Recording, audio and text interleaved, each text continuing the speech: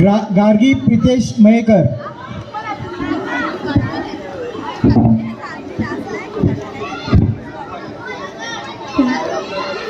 शुभ संध्याकाळ मान्य महोदय आणि सगळ्या माझ्या मित्रमैत्रिणींना माझा नमस्कार. माझे नाव गार्गी प्रितेश मयेकर. मी इयत्ता 5वी मध्ये शिकत आहे. माझ्या निबंधाचे नाव मला देव भेटला तर. काल रात्री झोपताना आजीने मला देवबापाची गोष्ट सांगितली. तेव्हा मला विचार आले, जर देव मला भेटला तर किती मजा येईल ना. मी खूप आनंदी होऊन जाईल. मी देवाचे ते सुंदर रूप माझ्या डोळ्यांमध्ये साठवून घेईन.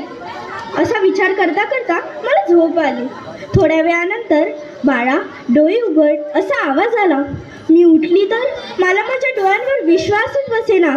देवबाप्पा समोर स्मित हास्य करत उभे होते. मला गोंधळलेले पाहून ते हसतच म्हणाले, अरे बाळा तू माझी आठवण काढलीस, काय हवंय तुला. मी स्वतःला सावरत प्रश्न विचारू लागली. देवा, आम्ही सगळी तुझी लेकरे असताना समाजात अशी विषमता भेदभाव का.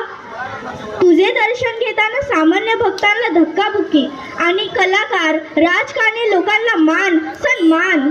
कोणी काळा कोणी गोरा तर कोणी श्रीमंत तर कोणी गरीब का. का सगळे आपल्या स्वार्थासाठी आपसात भांडतात, एकमेकांचा जीव घेतात. सांग देवा सांग, हे असं का. देव गालातल्या गालात हसतच मला म्हणाले, अरे बाळा मी फक्त माणूस घडवला, पण भेद तर तुम्हीच निर्माण केलात.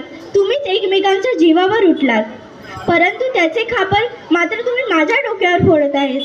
अरे मी दगडरूपी मूर्तीत नाही तर हृदयरूपी देवरात वसतो. मी संगमरवरी मंदिरात नाही तर कष्टकरांच्या शेतात राहतो, पण तुम्हीच मला देवरात कोंडले. स्वतःच्या फायद्यासाठी श्रम न करता तुम्हाला सगळं हवं म्हणून तुम्ही नवस बोलतात.